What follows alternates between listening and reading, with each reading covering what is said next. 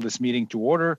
Welcome to the meeting number 18 of the House of Commons Standing Committee on Agriculture and Agri-Food.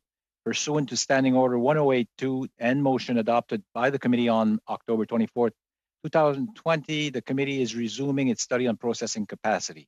Today's meeting is taking place in a hybrid format pursuant to the House Order of January 25th, 2021, and therefore members are attending in person in the room and remotely using Zoom application. Proceedings will be made available via the House of Commons website. So you are aware the webcast will always show the person speaking rather than the entirety of the committee. I would like to take this opportunity to remind all participants that this meeting, that screenshots or taking photos is not permitted.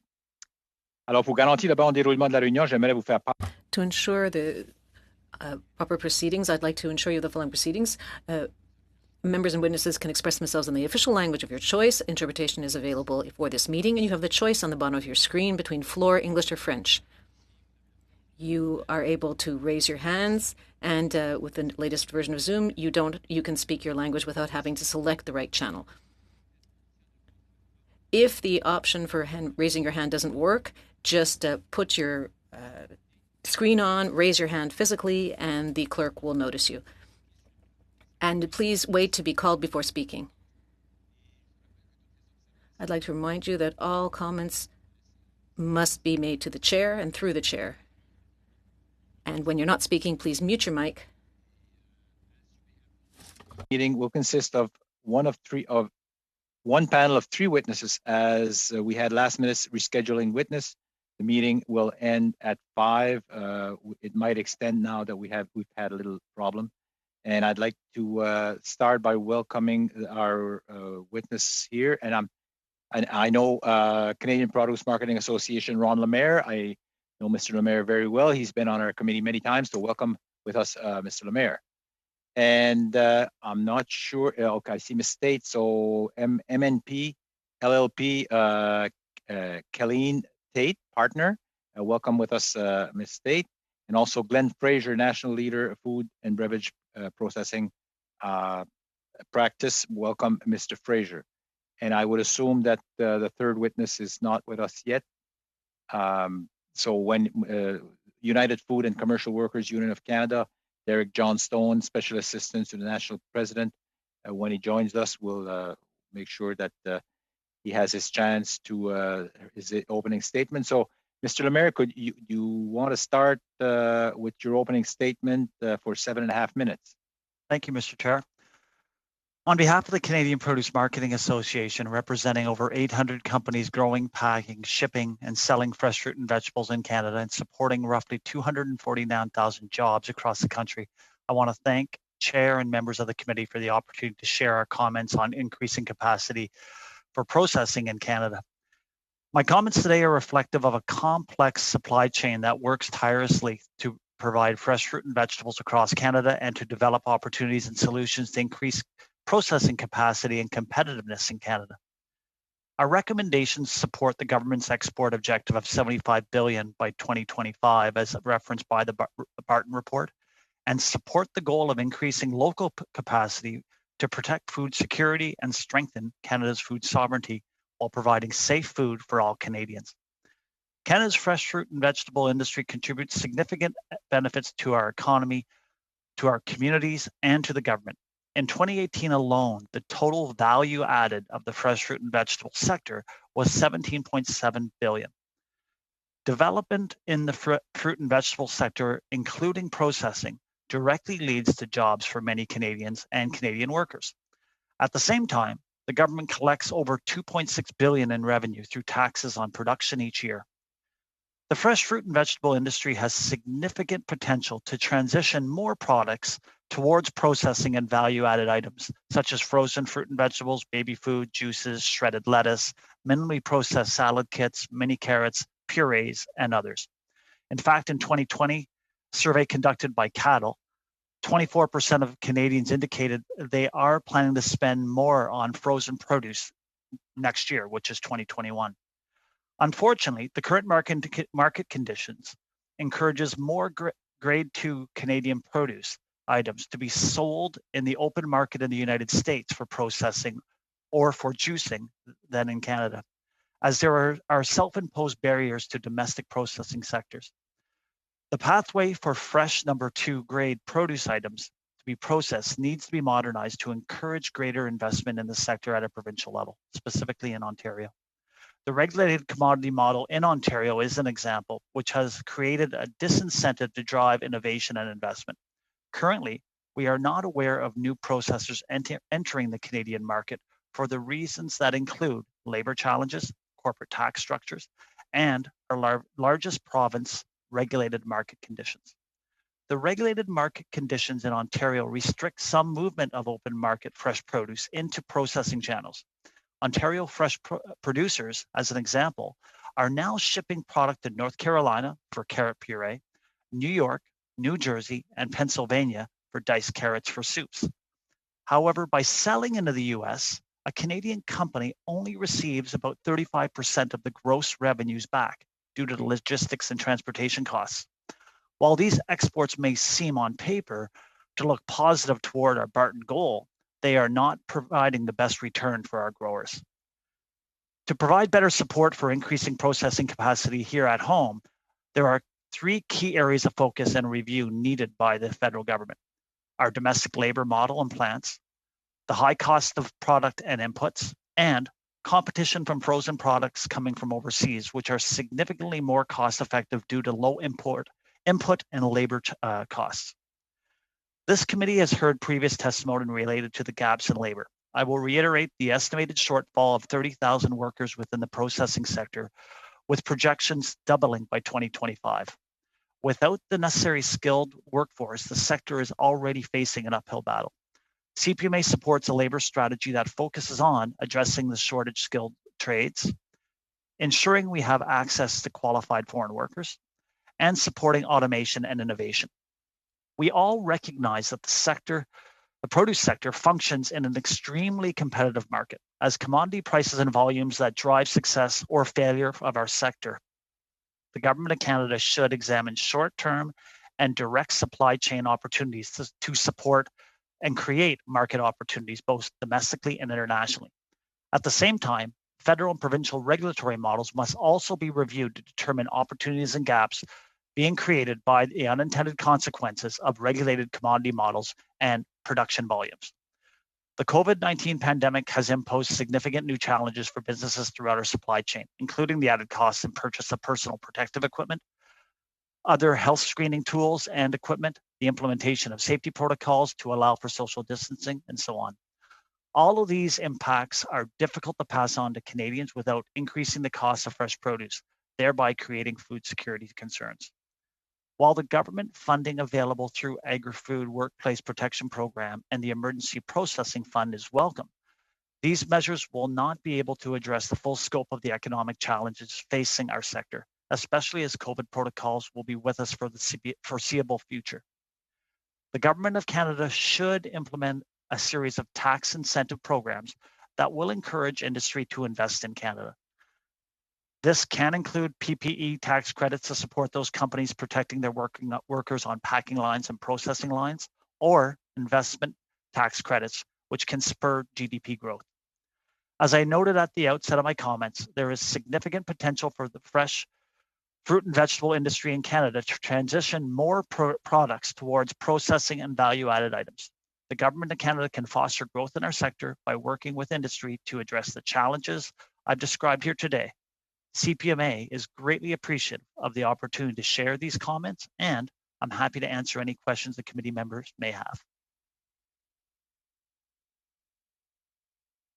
Thank you, Mr. Lemaire. And now you can take the time, 7.5 minutes between Ms. Tate and Mr. Fraser, however you want to do it, and you can start now.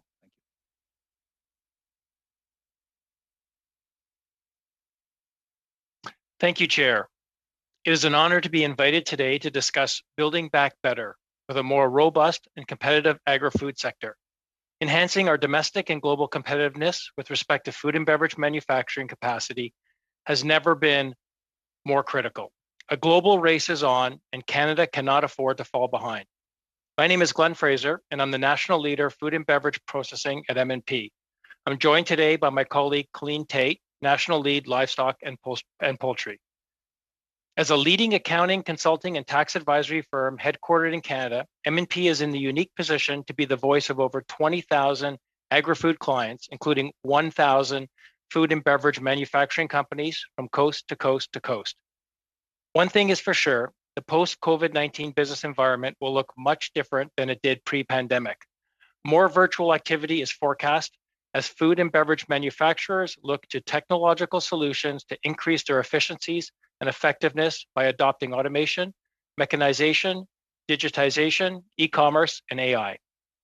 M&P believes Canadians will witness a significant increase in the applicability and investment in these areas within the industry supply chain. It's already happening as we speak. To enhance domestic and global competitiveness, we believe the federal government can help resolve ongoing issues and impediments to growth and profitability. We have 3 specific Building Back Better recovery recommendations. Our first recommendation is that the federal government take a leadership role in establishing new policies and programs to ensure the consistent availability of high-skilled labor. Labor supply is critical for an industry that is the backbone of Canada's food supply.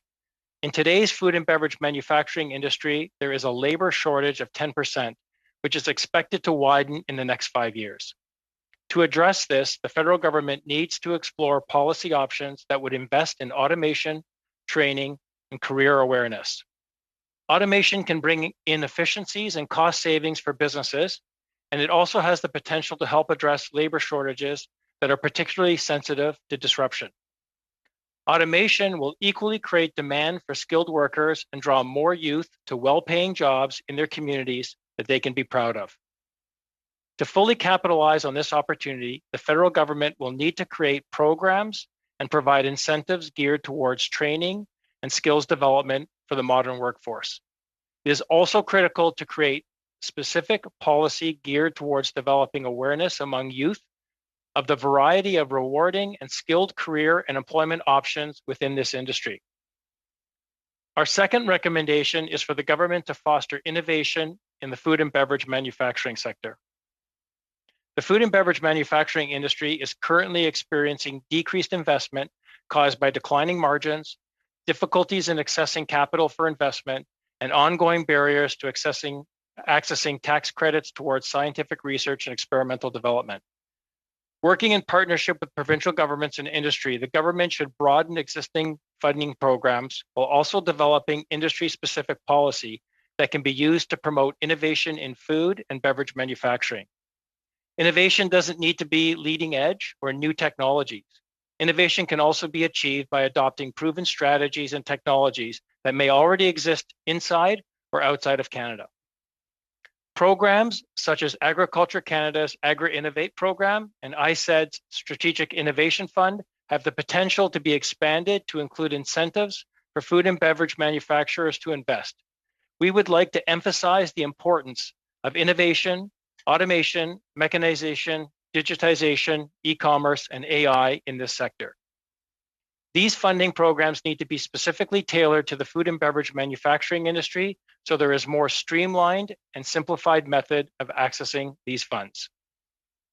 Our third recommendation is for the FPT agriculture ministers to ensure there is a grocery code of conduct that establishes a fair, transparent, and efficient relationship between grocery retailers and food and beverage manufacturers.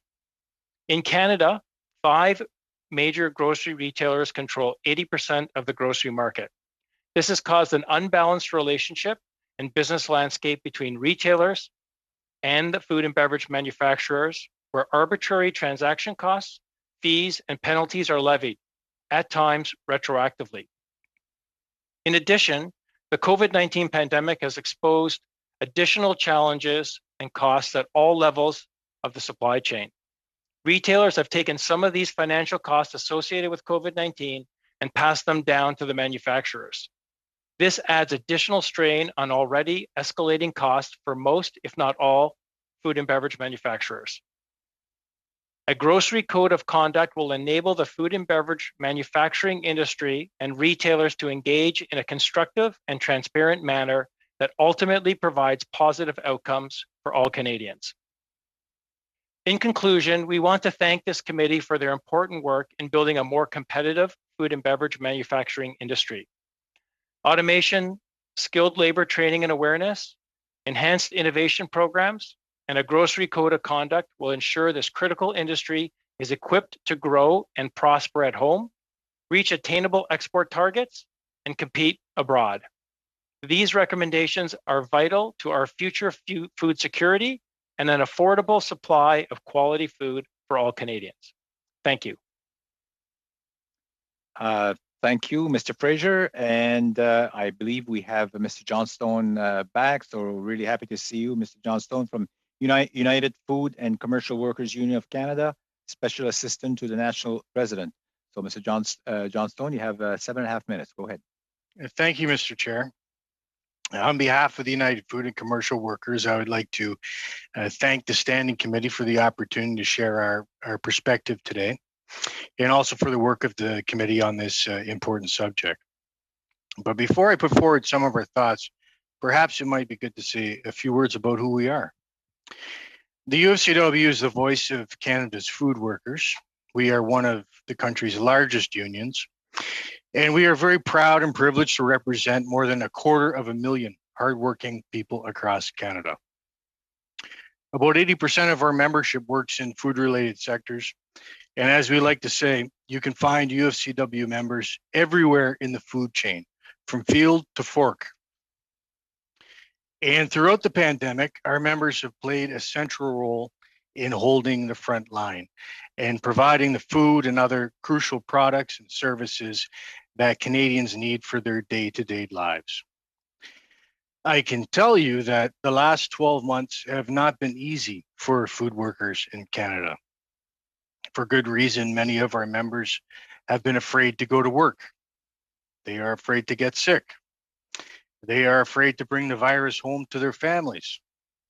Thousands of our members have tested positive. A number have been hospitalized, and some have died. And as a food workers union, we've been calling for a number of measures in response to the pandemic, many of which have been implemented in various degrees by industry and major employers in particular. But consistency and enforcement remain a problem. The CFIA, of course, watches over production, but they have made it clear to us that their job is to ensure the safety of the food in the plant, not the people in the plant. That responsibility, as you know, falls to the provinces, where we have had, to say the least, mixed experiences throughout the pandemic. The elephant in the room throughout the pandemic and long before COVID is line speed. The speed of the production line has made physical distancing practically impossible. And for many years, it has been leading cause of repetitive strain injuries and mental health issues for many UFCW members. The truth and the bottom line is that to protect Canada's food supply, we must protect Canada's food workers. And there remain some major structural issues that stand in the way of fully achieving that. So when we turn our focus to labor recruitment challenges, these are factors that must be considered as part of the problem. That said, food processing is still a sector with a lot of potential. It's a sector that could and should be recruiting and creating more Canadians. UFCW is very concerned about the exponential growth of the temporary foreign workers program in recent years, and we strongly recommend a more varied approach to the situation facing our industry. One that prioritizes the expansion of federal and provincial nominee programs, and one that makes sure Canadians are fully aware of the opportunities and pathways that exist in the food processing sector. Government needs to ensure that investments are being made in developing domestic labor markets. We've seen data to suggest that there is an inverse relationship between TFW usage and public investments in active labor market policy initiatives, which, quite frankly, is no way to build the future.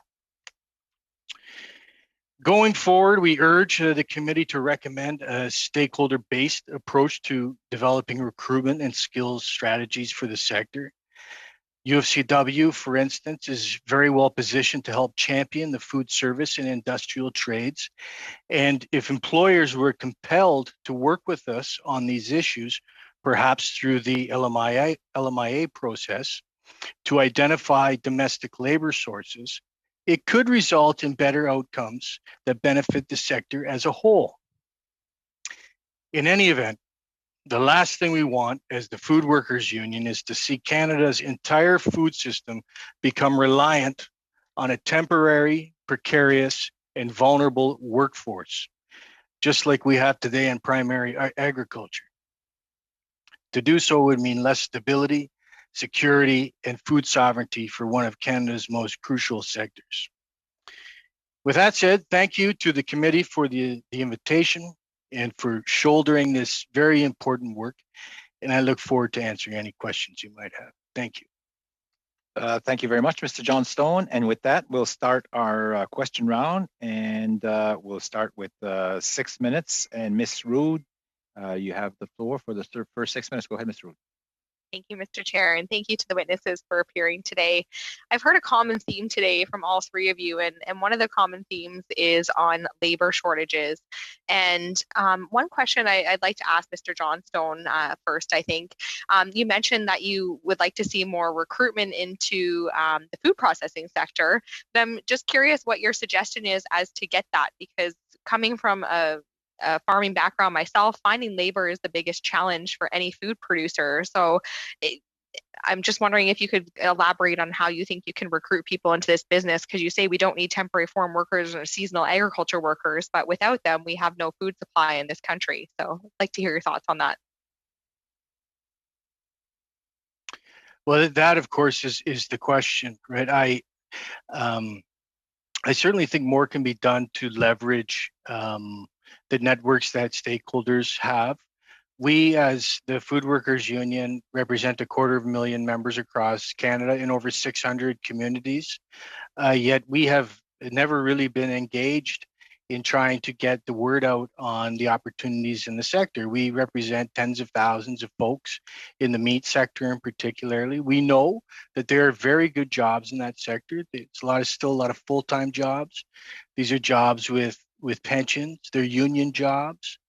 But I would suggest to you that a lot of Canadians, despite some efforts that have taken place by employers and some government work, are unaware of them. I know even within our own membership that's the case. And I just think that the efforts to date probably haven't leveraged stakeholders as much as maybe they could.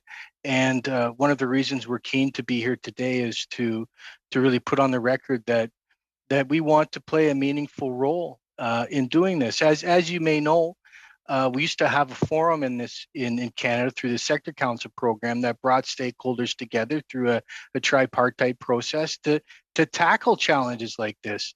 That program, regrettably, was discontinued about a decade ago, and there is no forum that exists in Canada for us to do that, which I think at the detriment of the sector. Thank you very much. Mr. Lemire, I want to change over to ask a couple questions here.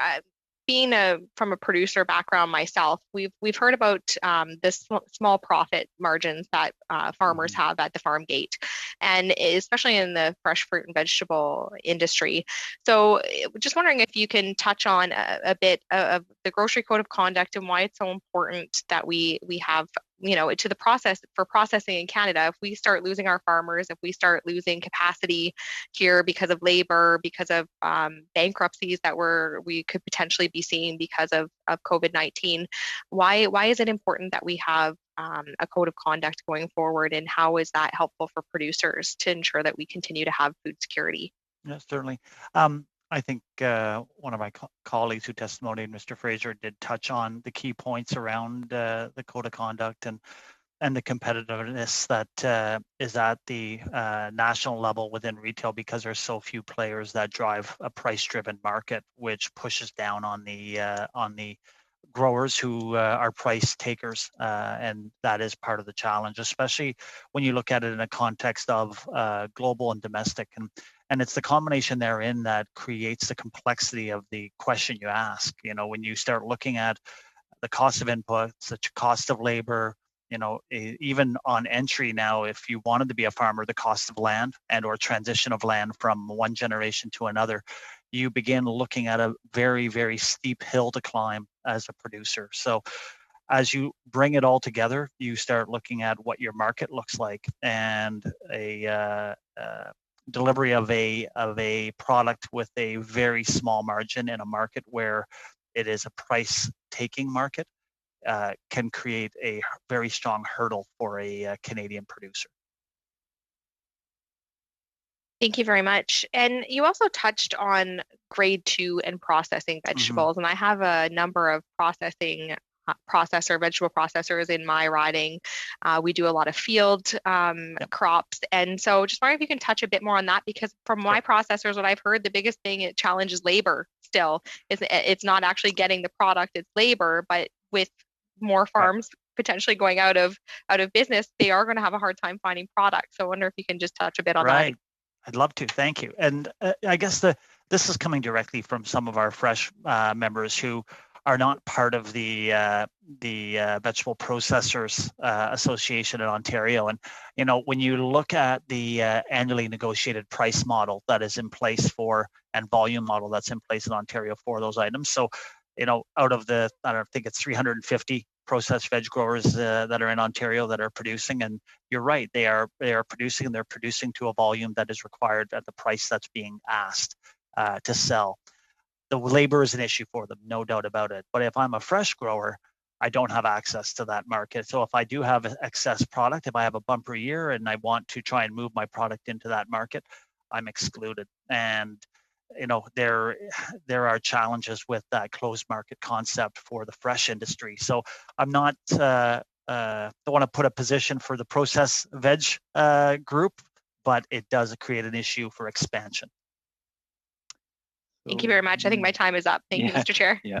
Thanks, Mr. Rood and Mr. Lemire. And now, maintenant, Madame Bessette pour 6 minutes. Allez-y, Madame Bessette. Yes. Thank you, Chair.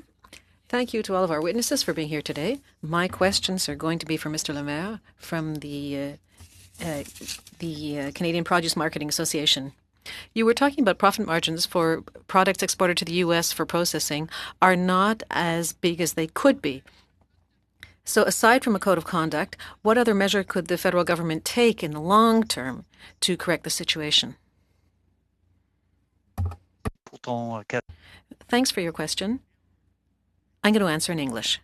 The key that we're looking at here, again, comes back into a series of strategies that I noted. So one, ensuring that we have access to the appropriate labor pool, that we can effectively produce and process the products domestically.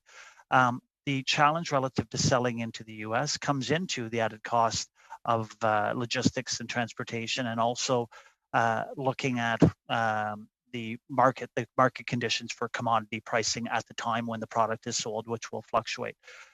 When we start looking at the other opportunities for growth in Ontario, we heard already some key pieces around Ontario and Canada.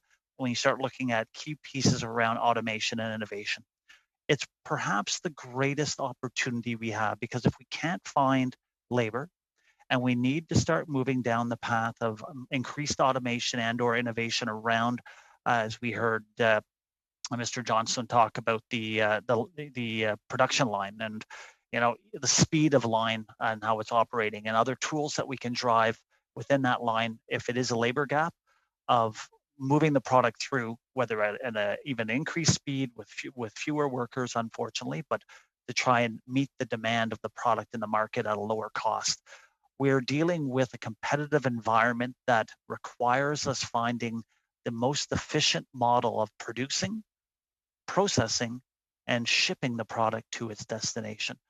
Unfortunately, on a global level, other countries have implemented strategies which are including low-cost labor in some cases, other cases, incentives and support to their processing sector to enable them to be successful through their tax model and through their corporate structure to enable them to actually structure their business to be to have an incentive to even be in existence within the country.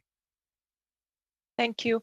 La semaine passée, Last week, we heard Olymell's testimony. They had to shut down one of their processing plants because of a COVID outbreak. This situation reminds us how much food industry employees are essential workers and how much they can be particularly vulnerable to this virus. Could you tell us a little bit more about what measures your members have implemented so as to protect their workers? And have these measures slowed down any productivity in your supply chains and in your production lines? Most definitely. So I can talk to the fresh fruit and veg sectors only, and to the processing side on that end, and that can include the greenhouse industry as well as looking at the minimally processed. And when we start looking at the investments, you're looking at protective barriers between workers on the processing lines. You're looking at full personal protective equipment that they are wearing within those lines. You're looking at trying to separate, create greater distance. If you don't have the opportunity to create a barrier between workers, you are looking at shifts. So you're managing your lines so that your workforce is not coming in one cohort. They're being broken down into various teams in the event of an unfortunate outbreak, that you can manage that workforce and not see a reduction in support. So there's a range of strategies that have been extremely successful. You know, we've continually looked at testing, rapid testing, and been asking about how can we access the tools so that we can have that opportunity, you know, to do random testing and or an opportunity to test people as they potentially show symptoms to ensure overall safety of the employee base. But that unfortunately has not been successful to date. Thank you. Vous avez parlé un petit peu tantôt de l'automatisation. You talked about automation. I'd like to know what the main barriers are that limit innovation and the adoption of technology. You mentioned a little bit of this. And to what extent is private investment something that could stimulate or help stimulate innovation? Is just about a minute left. Be very quick. Private investment is a key function of driving innovation. It's also rethinking how we actually process. So some new innovative tools that can actually change the actual production line, change the thinking around how we actually operate our line, again, from a fruit and vegetable perspective. Also looking at including the entire supply chain in the solution, and not just looking at it within a one segment of the market. If we bring in the growers right through to the retail and the buying end, and have that discussion as a group to find out where those opportunities lie through the automation process, is fundamental. Thank you very much, Mr. Chair. Merci, Madame Bessette. Thank you, Madame Bessette. Mayor. And now we'll go to Monsieur Perron pour 6 minutes. Allez-y, Monsieur Perron. Oui, bonjour à tous. Merci. Hello, everybody, and thank you to our witnesses for being here with us today. I have a whole series of questions. Let's begin with Mr. Lemaire. Mr. Lemaire, at various points, most people have come to us talk about labor problems. In your sector, what about the foreign workers? Is there an issue with bureaucracy in the matter of the foreign workers? C'est une bonne question. That's a good question. And I apologize for the interpreters because I do have it on the English channel. So I'll be very quick. Yes. So the multi-layers of government that are involved, and I do want to talk about the situation today, because we're dealing with a very unique environment where we have multiple layers of authority and multiple layers of responsibility to ensure the safety of the workers. First, just getting them into the country and the protocols that we're working with to move them from their point of origin to the processing facility and or area they're working within, or the farm that they're working on. The fundamental challenge that we're dealing with right now is the unknown, and we all recognize the recent changes to the entry requirements into Canada, and the challenges that we're now dealing with, targeting a March 14th date without a clear understanding relative to whether the temporary foreign workers are required to stay in a government issued hotel, and or whether they will be exempt to enable them to transfer seamlessly to the farm for their quarantine period. So there's a range of challenges we're looking at that continually add more costs. So we look back at the issue of cost in the system. The other piece around this is then municipal and provincial. So on the issue of today, if we have a foreign worker coming into the country, they land in Toronto, if they have to hold in Toronto for 3 days because of the new measures, and then they have to go to the Atlantic provinces, they have to hold for another 14 days in quarantine. So now we are up to 17 days out of the workforce, which is a burden on the individual also. Je comprends bien, Monsieur le maire. Mr. Le Maire, if I've understood you correctly, you're telling me that you don't have the information. You don't know what I had as information. Now, maybe I'm not telling you that it's an official piece of information, but my impression at least was that essential workers would be exempt and they would be able to go right to their farms like last year. Or nobody has told you that? And the information that's being provided to date is until the 14th, they are exempt. And they are working through the details. And this is the bureaucracy, because you have 4 departments that are working on moving temporary foreign workers to the farm and to the processing facilities. And within that system, you have the Public Health Agency, Health Canada, you have ESDC, and then you have Agriculture Canada all linking together. And then you have Global Affairs that is also then working to ensure the countries are also functioning and able to move. So within all of those jurisdictions, an alignment, the information we're receiving is that they are exempt for now, and they will be allowed into the country, but we do not know what will happen as of March 14th. Okay, merci. Relative to the 4 days extra stay. Monsieur le maire, vous parlez. Mr. Le Maire, you were talking about foreign competition when the input costs are lower, maybe labor costs are lower as well. When you have to deal with foreign countries, for example, to export your production to the U.S., you mentioned that it was less profitable for you. Could you elaborate? What is it that you would need to be able to more safely export? There's a range of pieces that come into play from the production level, and from enabling more inputs to allow the registration of a greater volume and number of different crop production tools that allow our producers to use and leverage a more cost-effective input in their production in a more cost-effective manner that enables them to improve on their margin and new technologies that also help them increase their yield. That's the first piece. The next piece comes into ensuring they have a labor force.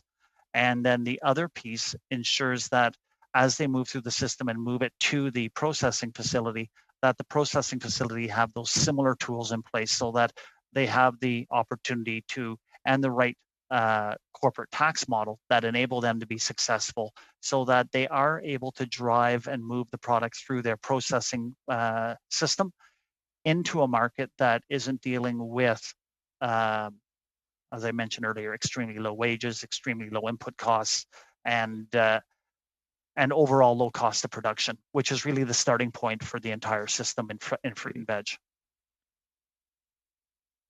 Okay, rapidement. Briefly, Mr. Le Maire, you've been asked to provide a product. In other words, for there to be a processing industry, there has to be a product, right?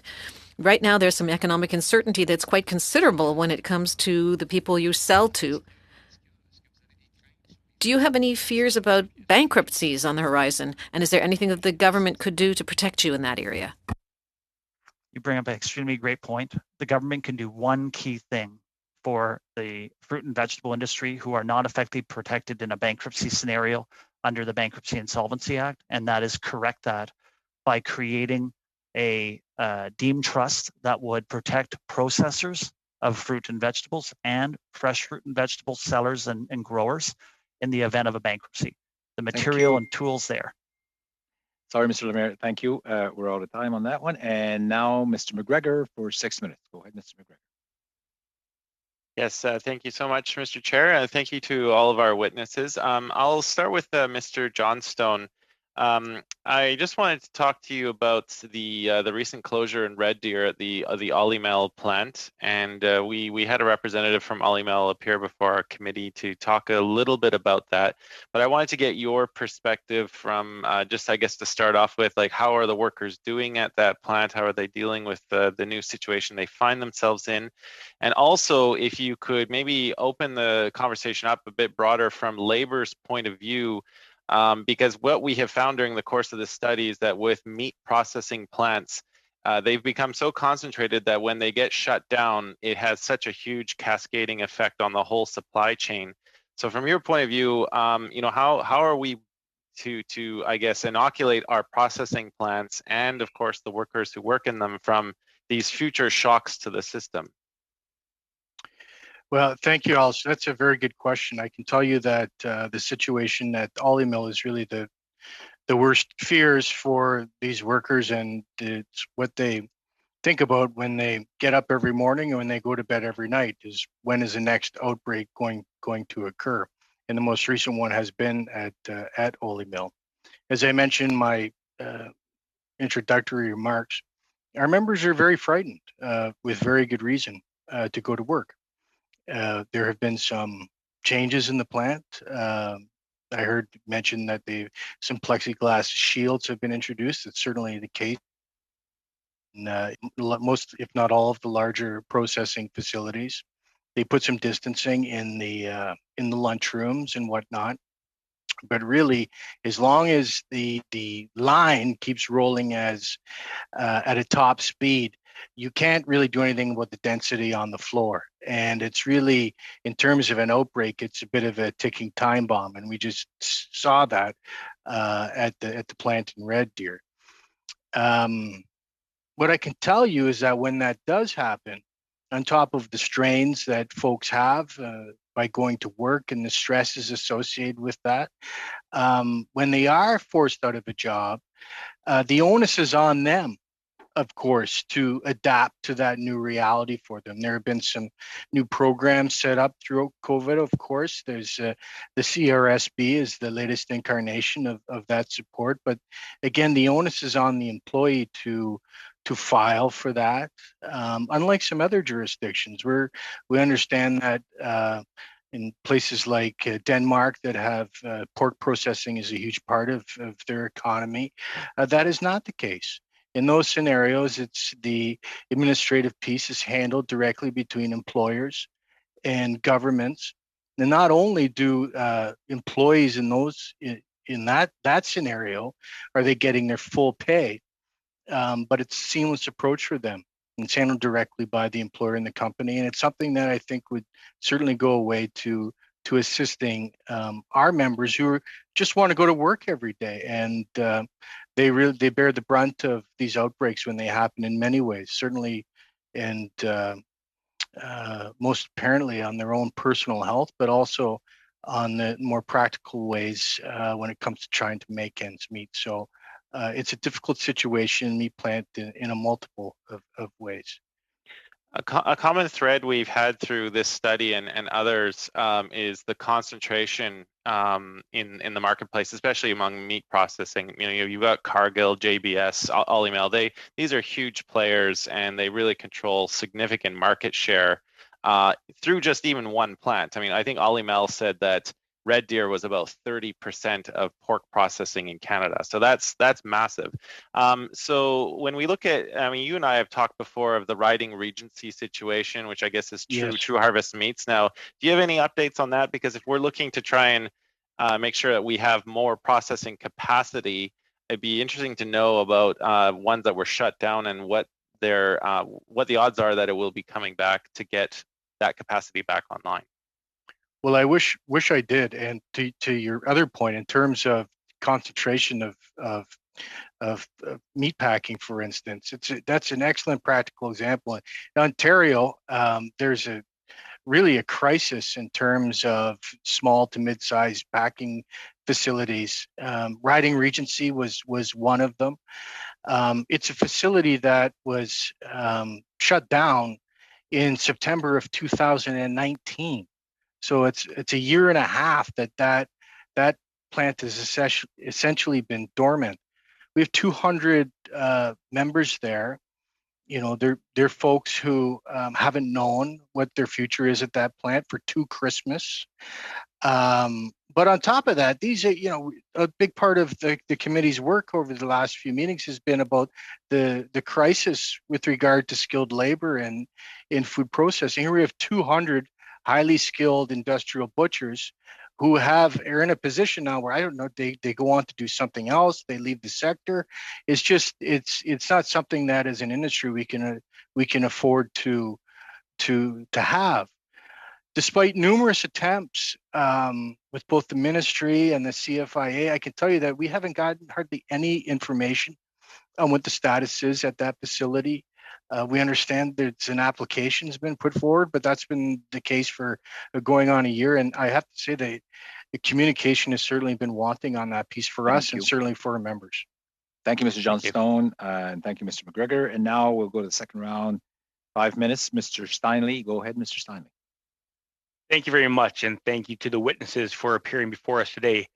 Throughout this process, we've been hearing from witnesses saying that the margins are getting smaller and the bottom line for the agriculture sector, producers, manufacturer processes are getting lower. So my question would be to Myers, Norris and Penny, either Mr. Fraser or Ms. Tate. We haven't heard from her yet. Is my MMP looking at undertaking an economic analysis of what the carbon tax has done to the agriculture sector? And if they are, would they be willing to share that with the committee? And if they have not, are they planning on doing so? Thank you. To date, we have not completed an analysis on that, but we would be open to working with our clients and with all those impacted on coming up with an analysis and providing some further information on it. Mr. Fraser, do you have anything to add? No, exactly what Colleen said. Perfect. I'm looking at tax changes that have been made from 2017, 2018, 2019. And I think to grow our processing capacity in Canada, we're going to have to make some changes to our tax structure. As tax specialists, is there any specific recommendations you could give to this committee that we could bring forward that would incentivize growing our processing and capacity sector in Canada?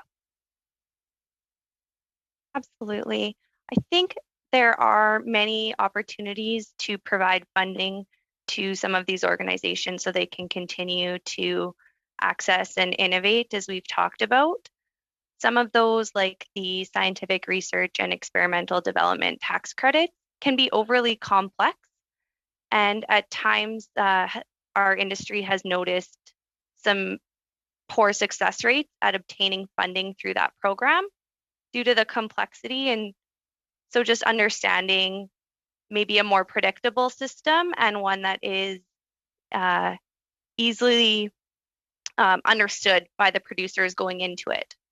I think that's a very valid point. When we did the BRM report, lots of producers and lots of agriculture witnesses have talked about how complicated the tax process is. So, and briefly, if you could, how could we simplify that process and simplify the tax structure in the ag sector, especially when it comes to incentives, like you said, and tax credits for bringing more capacity to Canada? Absolutely. I think we also need to refocus on what the definition of innovation and research and development is. Oftentimes, our producers are taking new techniques to Canada or new to their industry, and they're maybe not being given the credit for those under those programs. And so, as Glenn had alluded to, these don't need to be new groundbreaking technologies. They need to be ones that help with the gross margin, the operational side, and can provide benefit to the producers. And I'd be remiss if I didn't mention Protein Industry Canada, which is right in the heart of Regina, which is my riding. And you guys do have a new partnership or a recent partnership with BioEnterprise Corporation. and expands on the role of business accelerators in the ag sector. So will there be a role in that to help also increase processing capacity with that partnership with Bio Enterprise Corporation? And could you expand on that a little bit, please?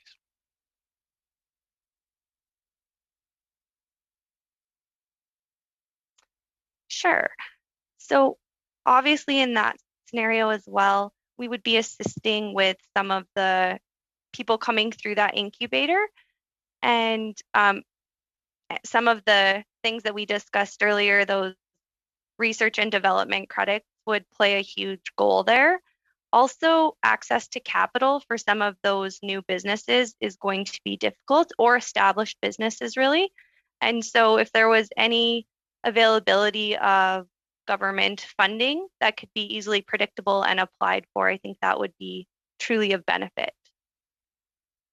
Thank you very much. And my last question is, with the carbon tax increasing from $30 to $170 per ton, do you think that might play a role in having limited capacity growth opportunities in Canada? It's always important for those producers to determine what their margins are going to look like, and that would certainly play a factor in profitability. Thank you, many Ms. Thank you, Ms. Tate, and thank you, Mr. Steinley. Et maintenant, Monsieur Drouin pour 5 minutes. Allez-y, Monsieur Drouin. Mr. Drouin, 5 minutes now. Thank you very much, Chair. To all the witnesses, Mr. Lemaire, it's great to see you. It's great to have you before our committee. I'll go back to MNP afterwards, but I'm going to make a prediction here that at some point we're going to hear the Minister of Finance saying, pleading private sector to make more investments, as we have heard the late Minister Flaherty about 10 years ago, after the recession had passed, to plead with the private sector to make more investments. And I know in general, the manufacturing sector had asked for the accelerated capital cost allowance, which was done in the fall economic statement in 2018. Just in terms of those tax measures for you, Mr. Lemaire, are your members using that, or is that not working? Should we be doing other? I know you talked about more tax incentives, so I'd be just curious to find out what those could be. Yeah, so we actually have a survey out asking some of those questions right now, and that, I'm sorry, I don't have the full details on the breadth of what the solutions are, but I think you've heard from Ms. Tate and Mr. Fraser some of the possibilities, and Mr. Drouin, you touched on, I think, a key piece is, why isn't the industry leveraging the existing infrastructure and existing tools that are available to them? And is it because of the complexity? Is it because they aren't a fit the market tool that truly will benefit them? And I think that's part of the analysis we have to do, is sit down and look at the existing tool structure. Do we need, and that's something we're trying to investigate, is it more of a tweak than a total rebuild? And or a new structure that needs to be put into place? Those are all the questions we're hoping, actually coming from this committee, we can find some clear recommendations, to the federal government on, this is the clear direction you need to move. Yeah, and it's not a finger pointing at the food sector. I think it's all in the manufacturing sector right now. We've heard pleas from the CME as well. Yep. On other factors. And Ms. Tate, perhaps you want to jump in there when you're advising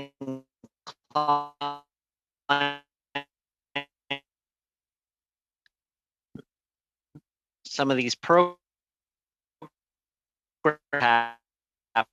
Monsieur Drouin, I have been hearing just this. It's the same. Private manufacturers are not investing in upgrading their manufacturing plants as quickly as other countries, if I can say that. And I apologize, you were breaking up there, so I was having some issues hearing the question. Can I ask you to repeat it? Sure.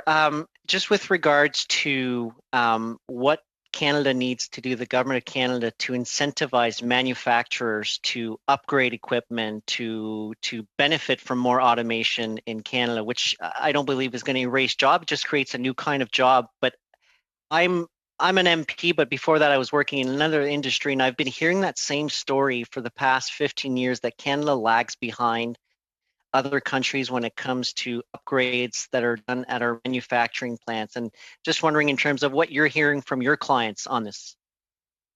Thank you. Was that clear? Yes, that was Okay, much better. perfect. Thanks. So our clients would be dealing with, especially in the last few years, some tightening margins and difficulty accessing capital to make those large investments. So programs that would provide access to funding would be very beneficial. Additionally, those changes to a research or development tax credit could be beneficial. The easier that program becomes and the more predictable it is for the users, the higher success rate you'll have in utilizing it. Okay. And have you, I know in 2018, and this was, I was asking Mr. Lemaire about the accelerated capital cost allowance was a change that was done in the fall economic statement. Have your clients used that at all or not necessarily to buy new equipments and be able to use some of those incentives?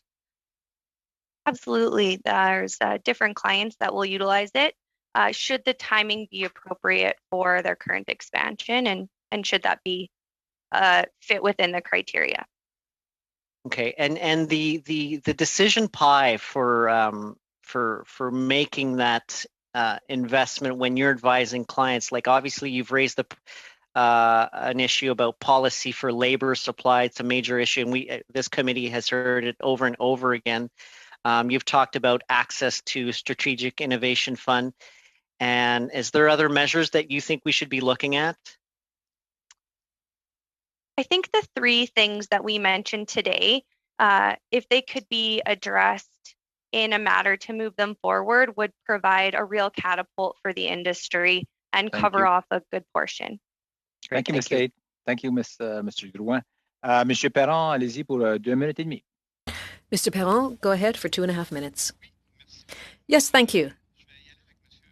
I'd like to ask questions of Mr. Fraser and Ms. Tate. The government had a program called the Emergency Processing Fund, which was to help companies modernize their equipment or at least protect workers from COVID. And then there was a second portion, but until it was lacking in funds. But what do you think of this? Do you have a lot of clients who were unable to do the work? Do you think that we should be able to reinvest quickly in this program?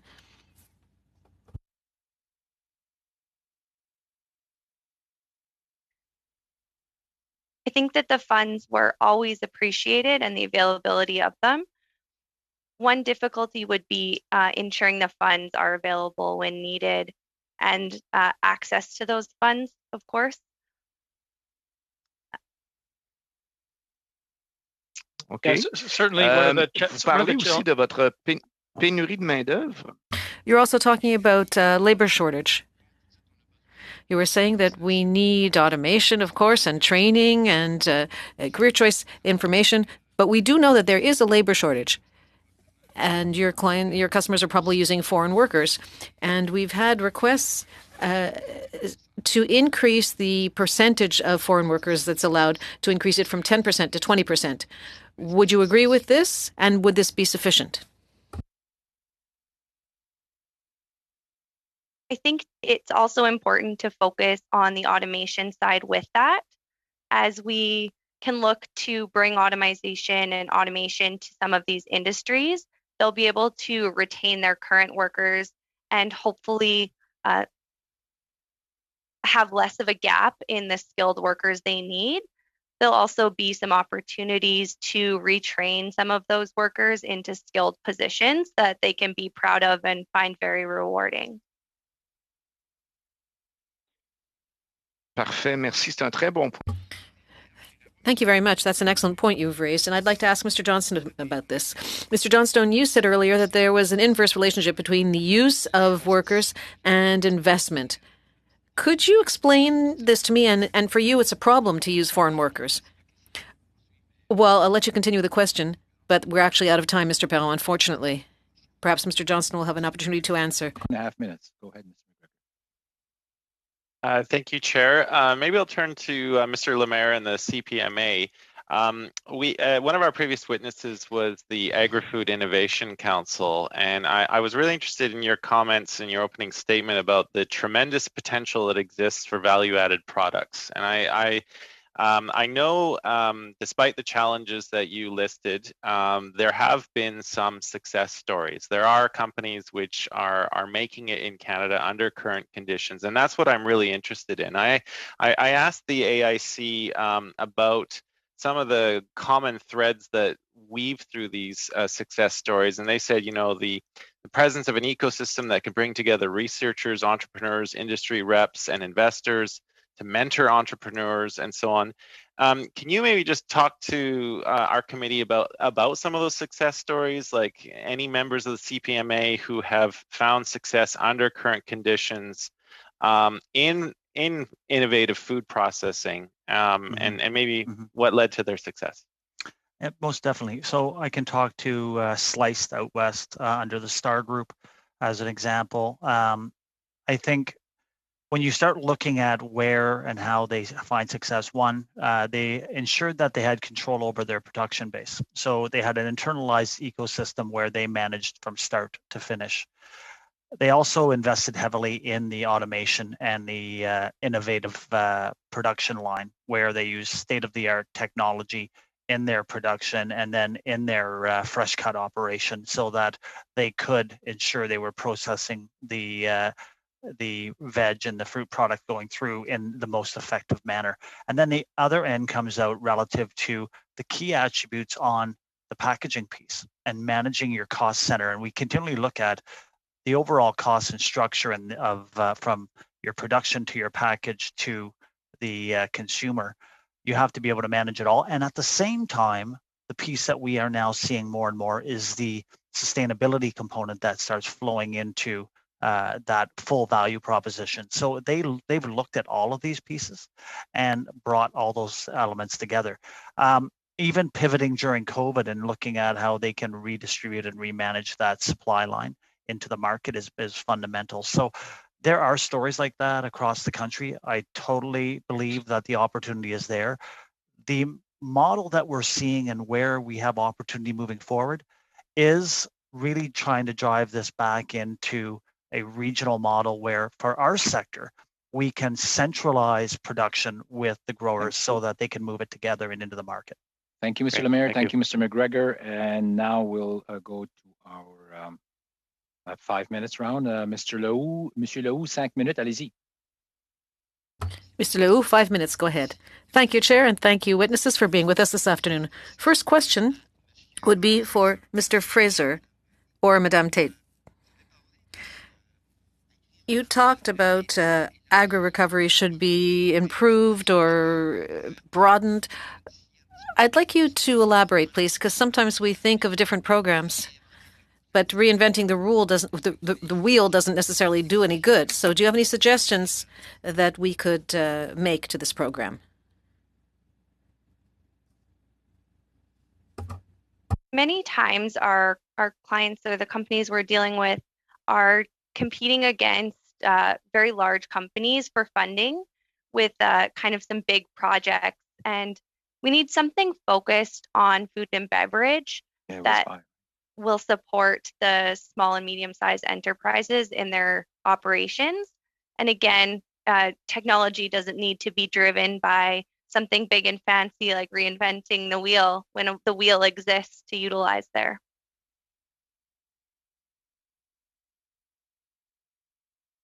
Okay. Merci. Thank you. Along the same lines, in terms of public policy that you talked about automation, value added, more value for professions. Are federal and provincial governments, should they be increasing this whole idea of the importance of these professions? Should they be making them more attractive?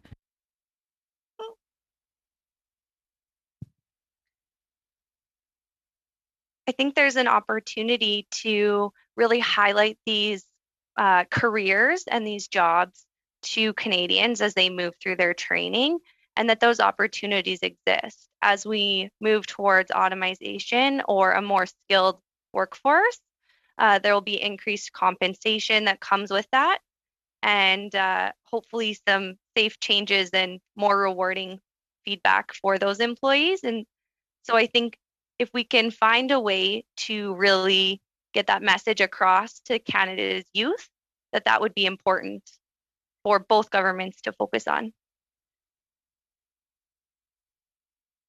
OK, merci.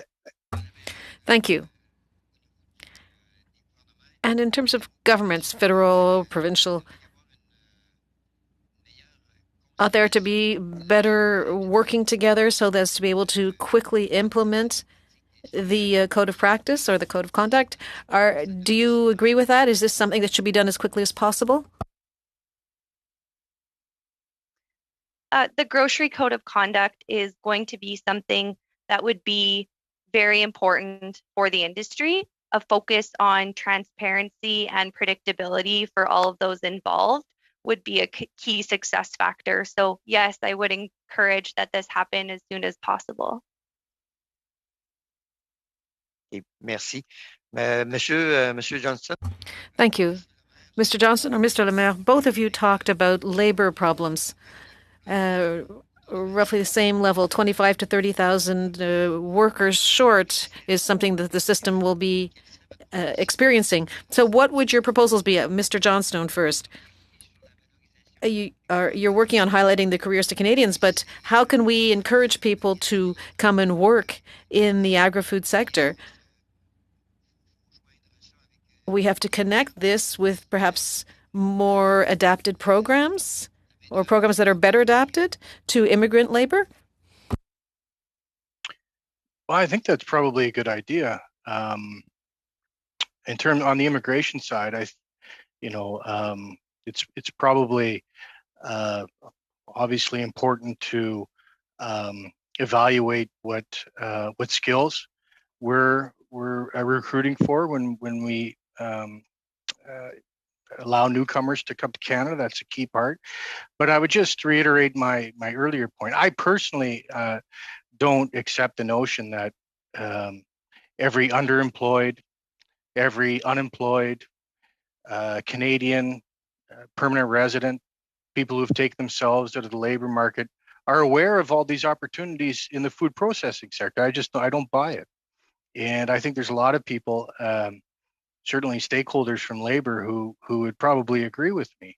And there's, I think it's reckless for us as an industry to accept the fact like it's a fait accompli that Canadians don't want to do this work. They all know about it and they're just not interested. I haven't seen any evidence, quite frankly, to support that in terms of a national survey. I look at our own membership. It's something that UFCW has been trying to champion. We have lots of underemployed members who are working part-time. Thank you, Mr. Johnstone. Merci, Monsieur Leroux. Mr. Blois for 5 minutes. Go ahead, Mr. Thank you, Mr. Chair, and thank you to our witnesses. I'll start with the folks from MNP. We certainly have heard the narrative that access to capital, and that's something that we've heard throughout. Where do your members, and you mentioned you have about thousands of different businesses, where do they get their capital right now for expansion generally? Capital for expansion would come significantly from traditional sources of financing. So, bank loans, government grants, or any grant programs are always of benefit, especially to new producers who are coming into the industry. Also, many will utilize their other businesses or operations or personal savings to put into this. They're not looking for handouts here. They're looking just for some support to go with what they're doing already. With the interest rates at about 0.25% right now through obviously traditional channels through the Bank of Canada, is that something that when you're advising your businesses, you're encouraging them to take advantage of perhaps some of these long-term ability to borrow at low interest rates? It always comes into the factor, of course, determining the length of time that loan is needed for, as well as the current rates and opportunities to access that capital are all considered. You've mentioned obviously strategic innovation funding and some of the I don't want to say invest, but the different agricultural programs that are around Innovate. Agri-Innovate, I think, is what you mentioned. Certainly government has a role, I think, in terms of helping support private sector business. But in terms of, I guess I would say, tax credits, as Mr. Drouin had mentioned, is it better that government puts something out that all businesses can take advantage of? Because, of course, even with government programs, not everyone is necessarily a beneficiary. So would you recommend perhaps a wider swath that businesses themselves can choose to take advantage of those programs, or is it a bit of both? You'll find a bit of both. Having programs where it's easy for our producers to know that those are applicable to them and that the funds are earmarked to ensure a safe and consistent food supply for Canadians will be important. Of course, they'll also have access to some of the more global programs that have been announced. One of the things we've heard in other meetings is around that sometimes there's almost a domestic plant, i.e. we have multinational companies and some of their subsidiaries exist in Canada, but it might not be their main operation. Has it been your finding through MMP that maybe sometimes that's why the funding is not always available, because these are global companies that have multiple operations around the world, and Canada, for whatever reason, just might not be the targeted choice at this point in comparison to other global players? Glenn, do you want to address that question? You know, I mean, how I would answer that question really is we don't really represent a lot of multinational, large-scale food and beverage processing companies. When you look at our client base, they would predominantly be Canadian-based and Canadian-founded companies. And so, just as Colleen had mentioned earlier, you know, their struggle is just understanding the programs. You know, is it worth going through the process and the protocol to claim? And is there transparency? Like a lot of times people will go all the way through and they don't get the outcome. And so that message gets passed on. MMP is a big company. I'm not going to have the time to ask it, but what I would ask is, you, of course, are advising internationally with other jurisdictions. If there's other programs out there that you think in your line of business are very beneficial, I would appreciate if you could submit them into the committee. I want to go to Mr. Lemaire just very quickly. You talked about, obviously, companies that can be successful, that control their production base and not just look at one segment, but the whole industry. And I think it's a good point. Others have raised it. Do you see a role for government in that, or is that just private enterprise being innovative and connecting the dots within their industry? Because, I mean, we have to walk the line between what the role of government is legitimately, which I think I don't want to abdicate our responsibility, but is that really for the role of private business?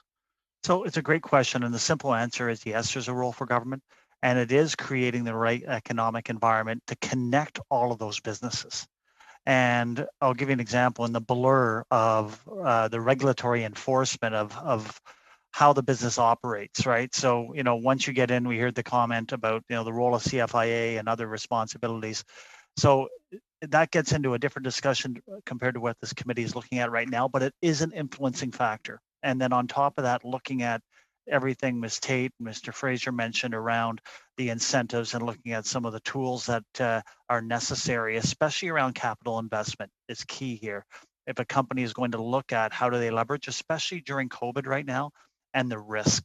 And this is where, if we're going to look at short term, and this is two models. What is the short-term opportunity to address the recovery?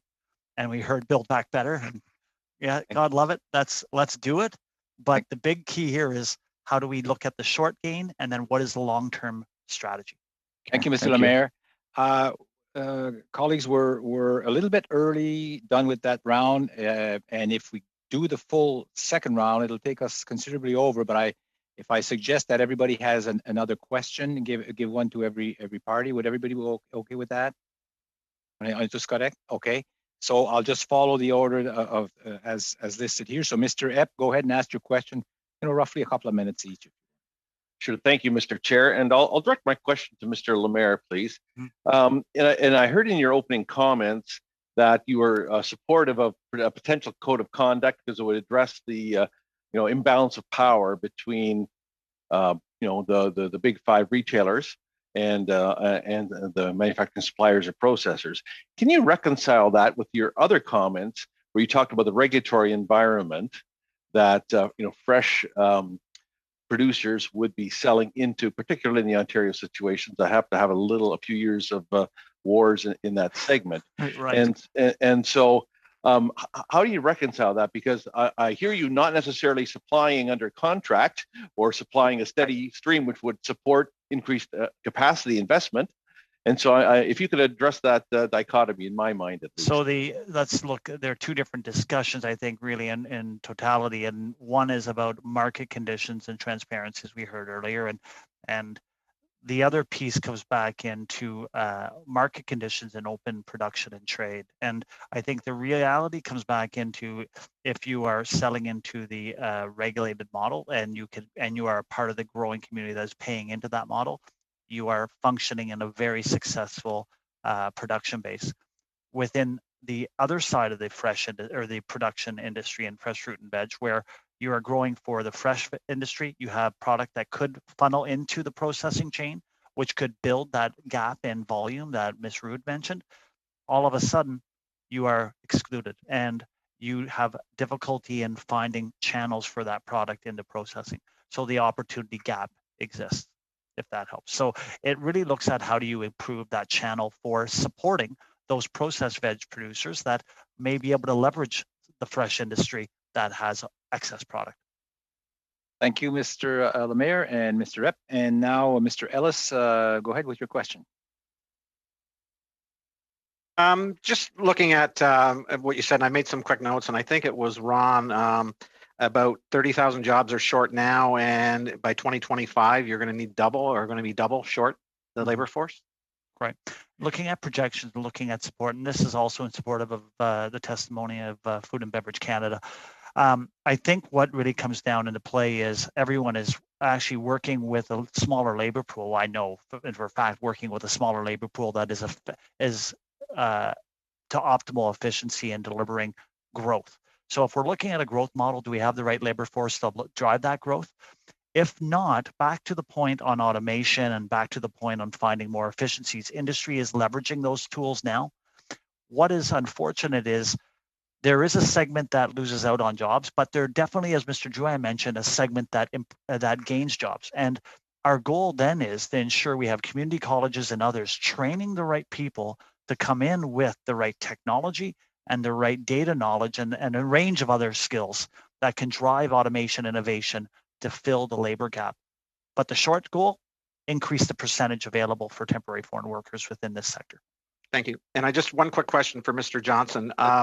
Yesterday, I believe Minister Quattro announced funding of $63 million for Union Training Innovation Program, which supports skilled trades and improving quality of jobs and having more skilled, productive workforce out there. And I just wonder if you could comment on things like this that the federal government are doing now to have more skilled workers.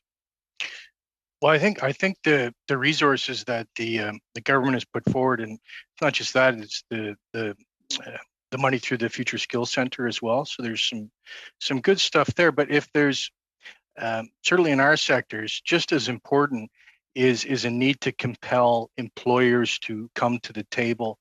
And